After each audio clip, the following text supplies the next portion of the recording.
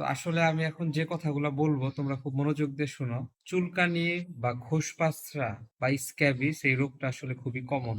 এই রোগটার প্রাথমিক লক্ষণ হলো আঙ্গুলের চিপায় হয় চুলকানি, তোমাদের আছে আঙ্গুলের চিপায়, আর হয় হলো প্রস্রাবের রাস্তা। আরো অনেক জায়গায় হয় শরীরের, এই দুইটা হলো খুবই কমন জায়গা। তো আমি তোমাদের সবার সাথে এই একটা বিষয় একসাথে কথা বলবো। এরপরে প্রত্যেকের চিকিৎসা ভিন্ন হবে, কিন্তু যে ক্রিম, কাউকে ক্রিম দিব, কাউকে লোশন দিব, যাকে যেটা দিব।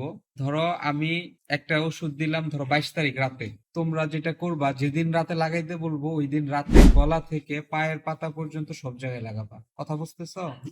ধরো রবিবার রাতে লাগাবা, রবিবার রাতে লাগালে রবিবার রাতে ওই ক্রিমটা বা ওই লোশনটা গলা থেকে পায়ের পাতা পর্যন্ত সব জায়গায় লাগাবা। যে জায়গায় আছে ওই জায়গায় লাগাবা, যে জায়গায় নাই ওই জায়গায় লাগাবা। কথা বুঝতে পেরেছো?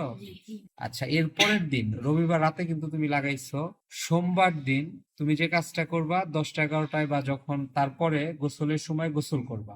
আর যে কাজটা করতে হবে, তোমার লুঙ্গি, কেউ পায়জামা পরে আসো না, পাঞ্জাবি, বিছানার চাদর, বালিশের কাভার, এগুলা সব গরম পানি এবং কেয়া পাউডার দিয়ে ধুয়ে রোদে শুকাইতে হবে। আর যাদের সুযোগ আছে এই যে শুকানোর পরে এই কাপড়গুলা আয়রন বা ইস্ত্রি করবে। আমার কথা বুঝতে পারছো?